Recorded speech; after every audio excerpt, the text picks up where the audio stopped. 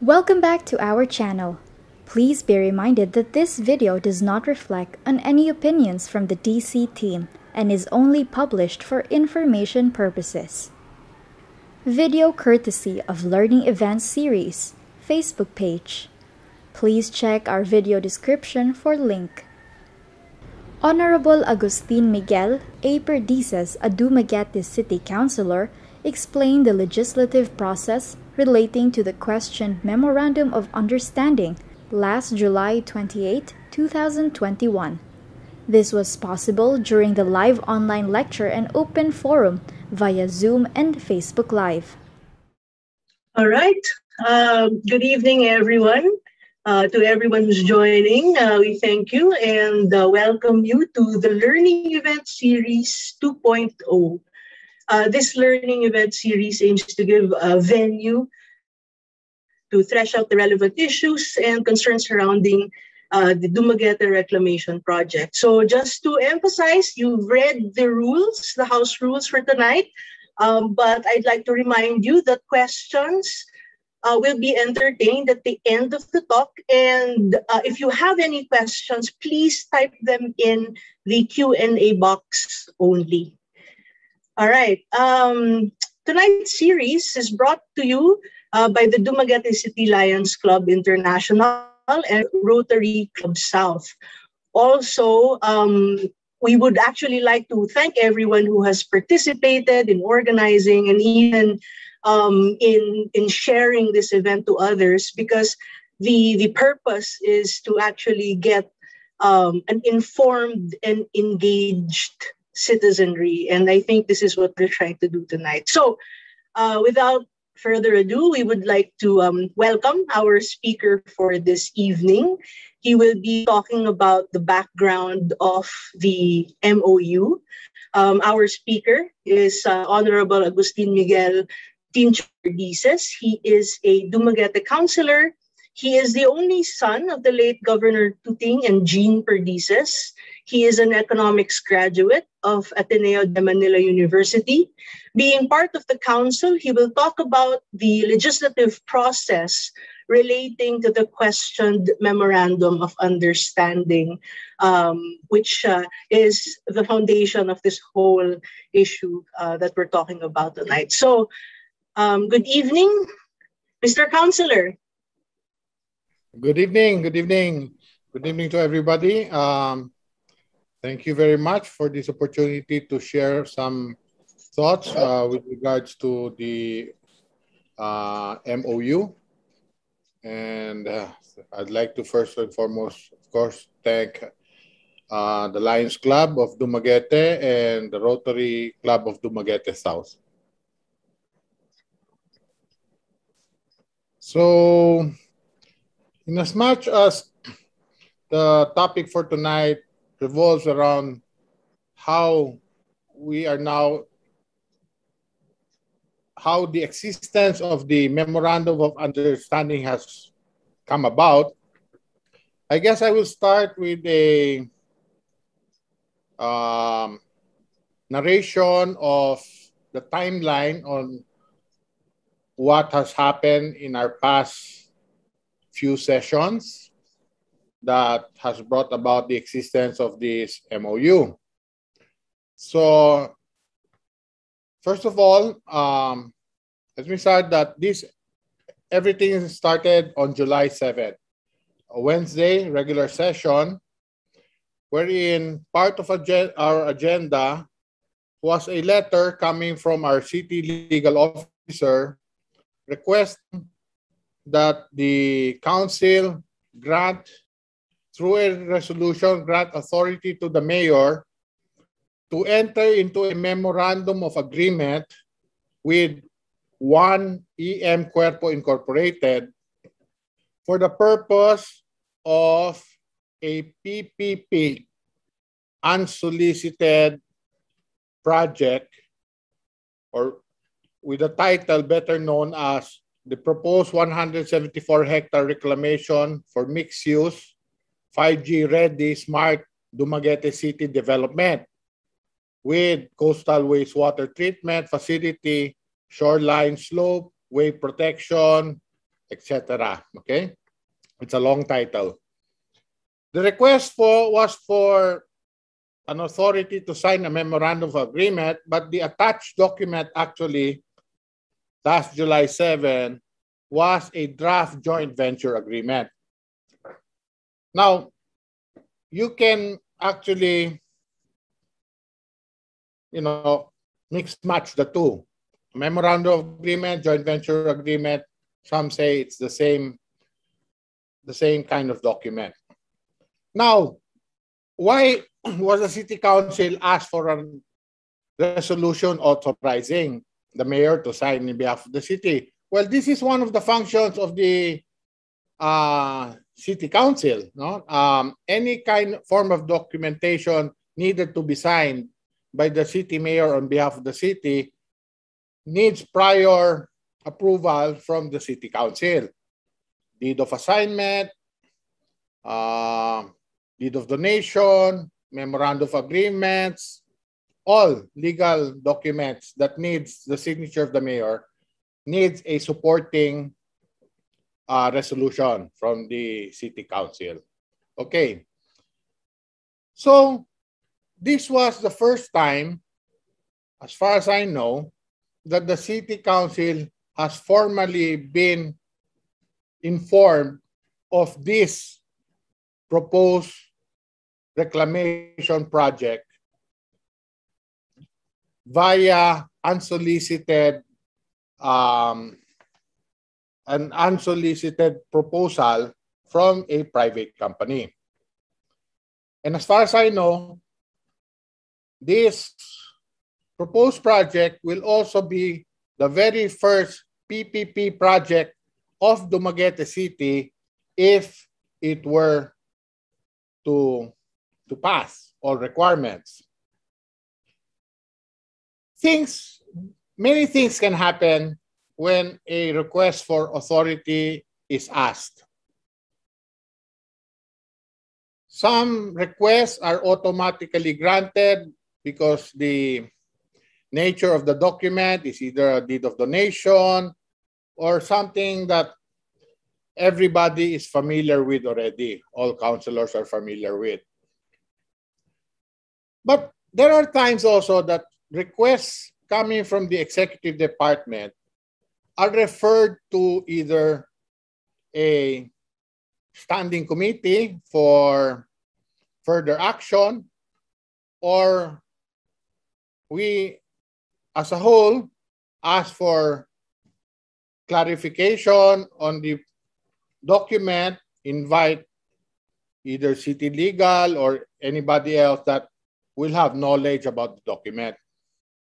So last July 7, since the one who put this on the floor was the chairman of the Committee on Rules, Honorable Councilor Michael Bandal, my first question to him then was, what is his intention on this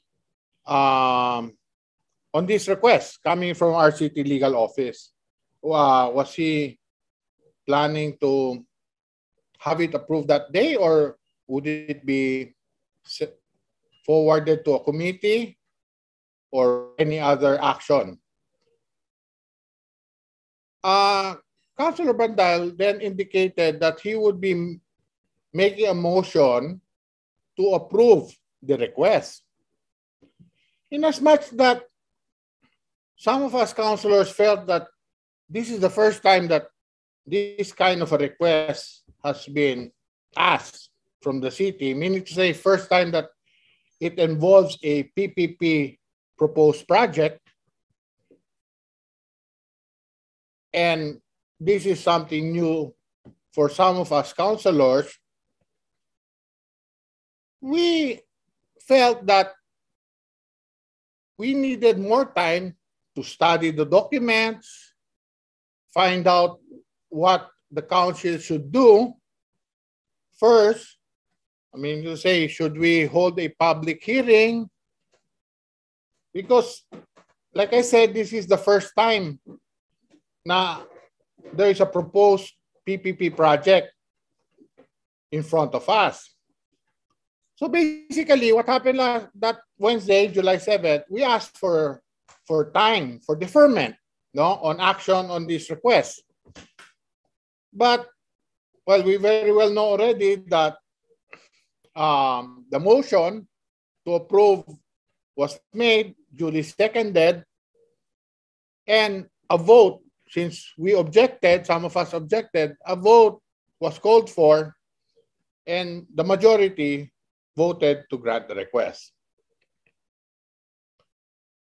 So what happened next? Well, what happened next, not in the council, but in Dumaguete, people started giving their reactions, so forth and so forth. I will not talk about that because that is outside the realm of the city council.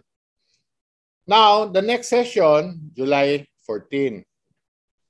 On July 14, another document, another request was sent to the Honorable Vice Mayor, Carissa Tolentino Maxino, this time from the city mayor himself. In this document, the mayor said that he has not signed the joint venture agreement that was subject of the authority granted him, and he has received numerous protests due to lack of information, he says. So he requested that the council approve some changes that he himself wanted made. First and foremost, the first change that he asked to be made was that the word joint venture agreement no longer be used in the document, and instead use the words memorandum of understanding. That's why now we are talking of a existing document, MOU. Then there were other changes that he wanted introduced in the context of the document itself, additional well-asked clauses, changes, certain change, not a few, around 9 changes, no, on the document itself. Now, since this request from the mayor was brought to the whole body, we first saw it fit that the earlier authority granted the mayor to sign the joint venture agreement had to be withdrawn by the council. So there was a motion. The motion was, what was that? Motion for reconsideration on the earlier authority granted, and that motion passed. In other words, the earlier authority to sign the JVA was withdrawn. But together with the letter was, of course, the request to grant him a new authority to sign the MOU. And aside from the authority to grant him, aside from the request granting him authority to sign the new MOU, he also sought from the city council a resolution expressing no objection to the project. And third, he also sought an authority for him, the mayor, to apply in behalf of the city with the Philippine Reclamation Authority a letter by issuing a letter of intent. Well, what happened during that session, July 14, we felt that there were things that were not proper anymore. Number one, we felt that how can we grant a resolution expressing no objection, wherein clearly for the past 7 days, through social media, through letters, official letters of positions given by different organizations, there is objection to this proposed PPP project of the city. At the same time, we felt that the need for a public consultation is now even more important because of the realization that there is objection, there is lack of information. So again, some of us councilors wanted to propose to the rest of our colleagues that we not act on this request first. As a matter of fact, I remember that July 14, Councilor Erames even made it known that the proposed amendments, changes to the earlier document are not known to most of us councilors because we were not furnished a copy of the Memorandum of Understanding. Because that document, the attachment, together with the letter from the mayor, was submitted only at 8:20 in the morning of July 14, the day of our regular session. So the Secretariat was not able to furnish everybody a copy of the new document. And this is what Councilor Erames insisted. How can we go through the new document? How can we study it? And how can we decide how we will vote on it if we do not even know its contents? Well, because it looked like it will still be approved that day, the 3 requests of the mayor, some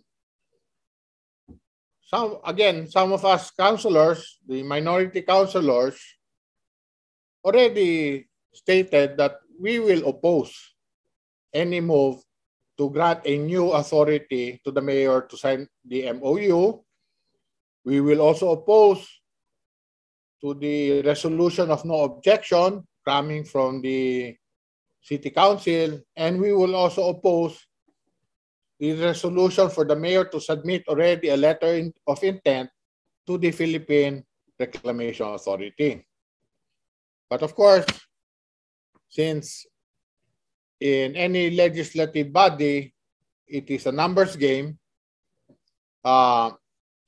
we did not have the numbers to block any approval. So this was then approved. Now, also during that day, we were already questioning the MOU. Is the MOU actually the what you call the PPP contract itself? Different points of view were given. Some said that this is not yet the PPP contract per se, because the PPP contract will come after approvals from the national agencies will be attained. Only then will the proposed PPP contract be submitted to the council for its approval. In as much as we had no numbers, so the mayor was granted history requests. Now come last week, July 21. Because after having gone through now the documents submitted, the members of the minority group in the City Council last July 21 really believed that the MOU is in actuality already something like the PPP contract. Why? My understanding of an MOU is that an MOU is signed by two parties when there is the meeting of minds. An MOU generally would be understanding that two parties or three parties want to do something together. I even checked that an MOU generally said is not a legally binding contract or legally binding document, because usually an MOU is very general in nature on the contents of an MOU. But it also says the minute the MOU is very specific as to responsibilities each party has, it's very specific on what are the duties of each party involved in the MOU. And it is also very specific on the gains that each party will have out of whatever activity it will engage in, meaning to say division of spoils, benefits among each other, then the MOU contract now becomes a binding legal contract to the parties. Because of this, July 21, we were insisting that this MOU is actually already, if not similar, it is now generally the PPP contract. Of course, again, including we had our city legal brought back to the city council, his comments. The city legal officer, of course, insisted no, the MOU is not the PPP contract. But because we felt that it was, we now made a motion for reconsideration on first the resolution of no objection. Why? We felt that for the council to issue a resolution of no objection, there must be, it is like saying that the council finds the city, its people are not objecting to this contract. So meaning to say, the council has conducted a public consultation. But clearly, the council has not. And a resolution of no objection by law requires that we hold public consultation. Remember, in our internal rules, a motion for reconsideration can be made a motion by any member who voted with the majority. Now, we, councilors, the four of us, we did not vote with the majority. So in the beginning, you would think that there is no way that we can motion for a motion for reconsideration. But our rules, internal rules, also state that if it is a question of law, anybody, any councilor, whether you voted in favor or against, can make such a move. So that is why Councilor Arbas made that motion. And happy to say, maybe the majority were convinced, yeah, there seems to be a misstep on the issuance of the resolution of no objection. They voted in favor to adopt the motion for reconsideration. So now, no, July 21's regular session, the resolution of no objection was withdrawn.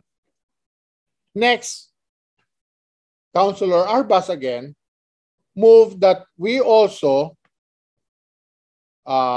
reconsider the motion, the authority granted to the mayor to sign the MOU. Again, Councilor Arbas and myself, we made the argument that this was because of a question of law, wherein our point was a PPP contract has to undergo public consultation. That is clearly stipulated in the PPP ordinance. The problem is, there were different opinions on this, because the city legal said this is not yet the PPP contract, the MOU is not the PPP contract. Majority of the councilors did not feel that the motion to reconsider was proper, because they believe the argument of the city legal that the PPP contract will actually follow after certain things have been done. So that motion for reconsideration was lost, it was denied. Well, after that,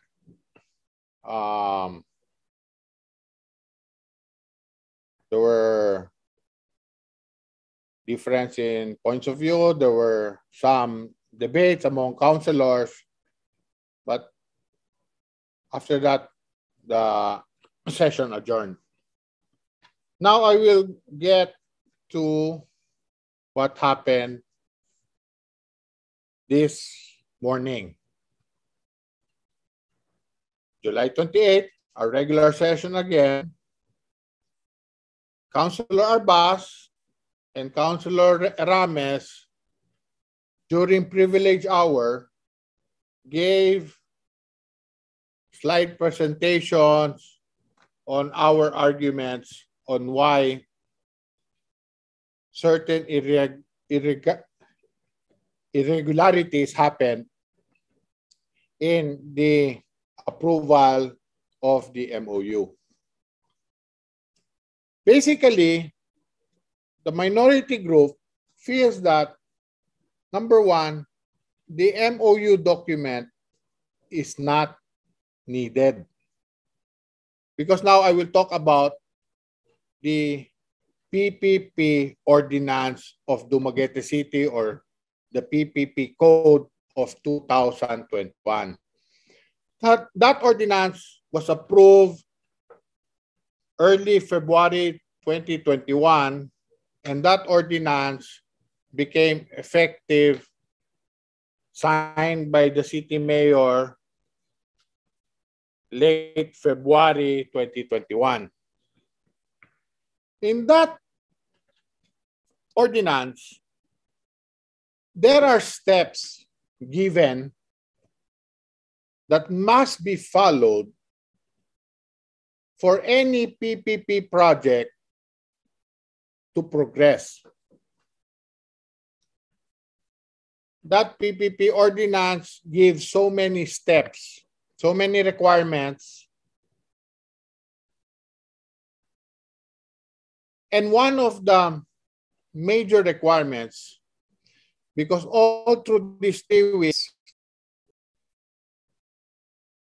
a lot of reasons given to us councilors by other colleagues that why, even by city legal, why it is not yet time to hold public hearing is that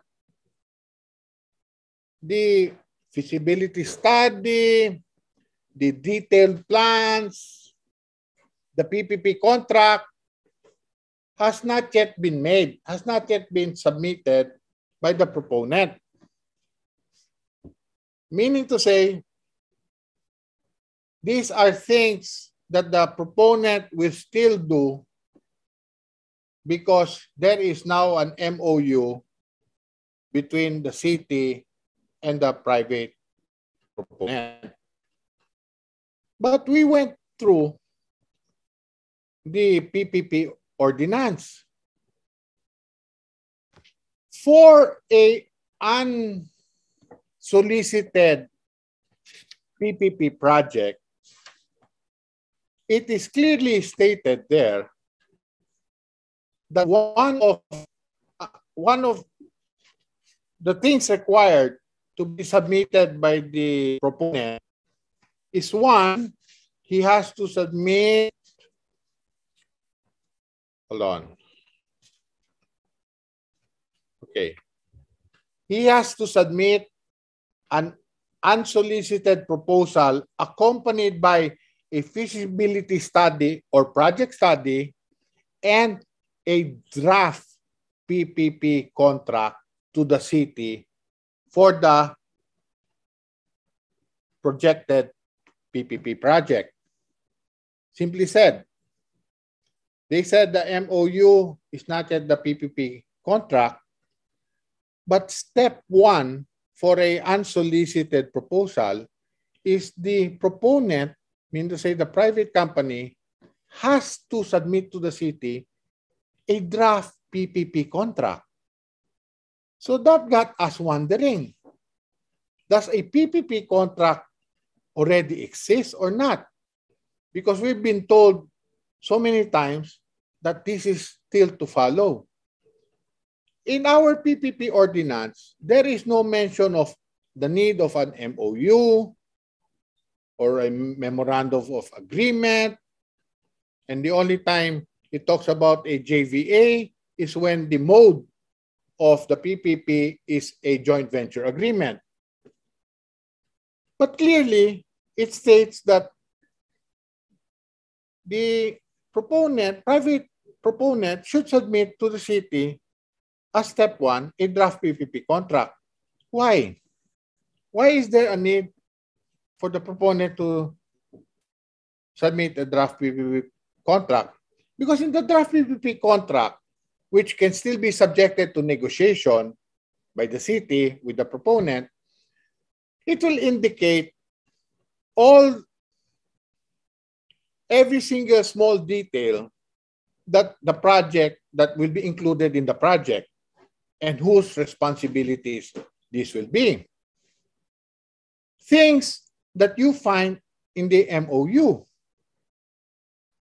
Now, once they have been, the draft PPP contract is submitted to the city, the PPPSC, means say a public partnership project selection committee, will go through those documents, all those documents, and if they seem it fit, they will elevate it to the mayor, because then, with the approval of the mayor of the PPP contract and all other documents, this will undergo a Swiss challenge for any third party who may be interested on the same project with the same details and try to outbid the original proponent.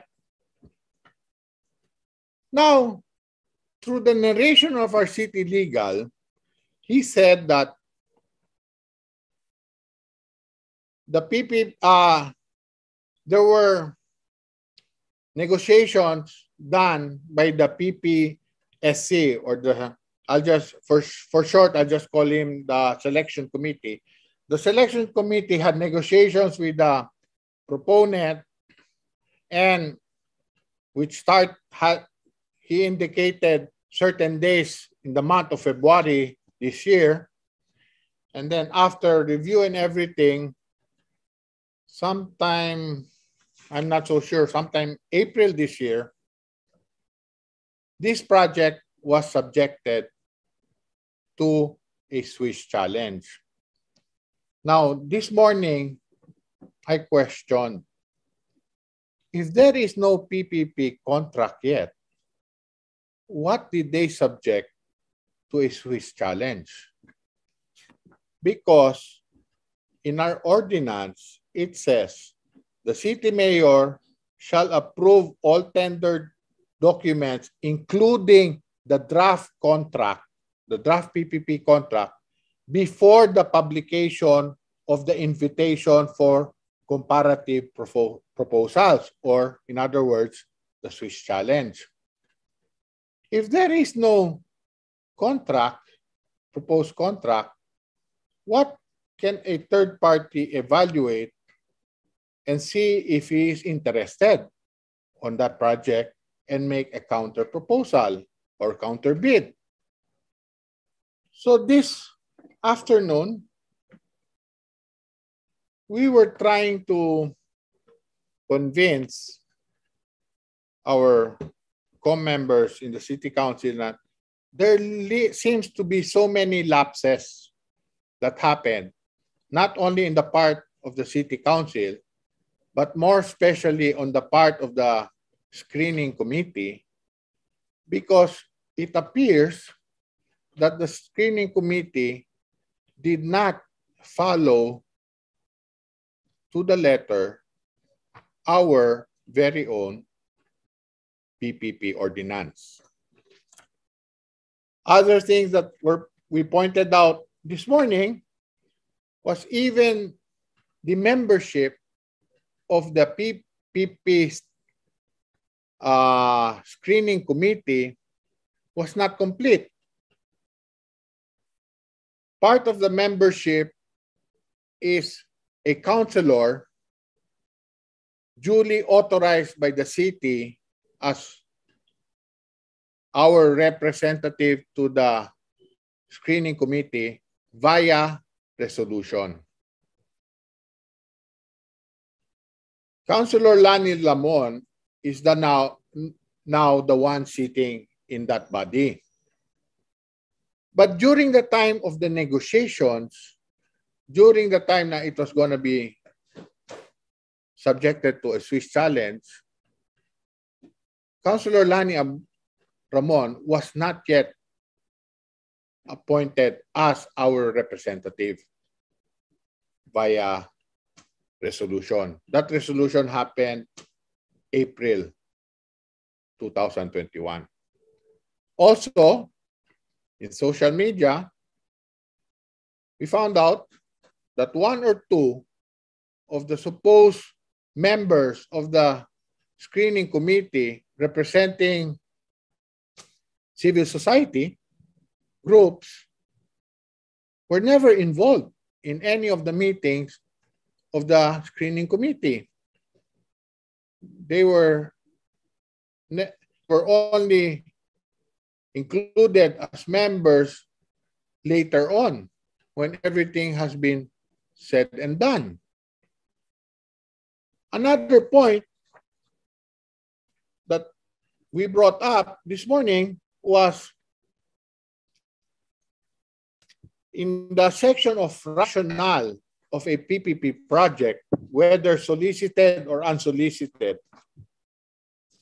It states there that the project to be pursued should be, I'll just check on the actual words.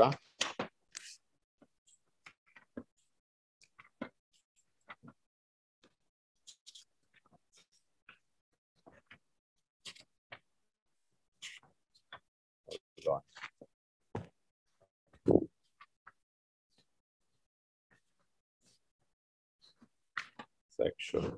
Okay. The actual words in our PPP Ordinance of 2021, Section 4, which is rationale of for PPP.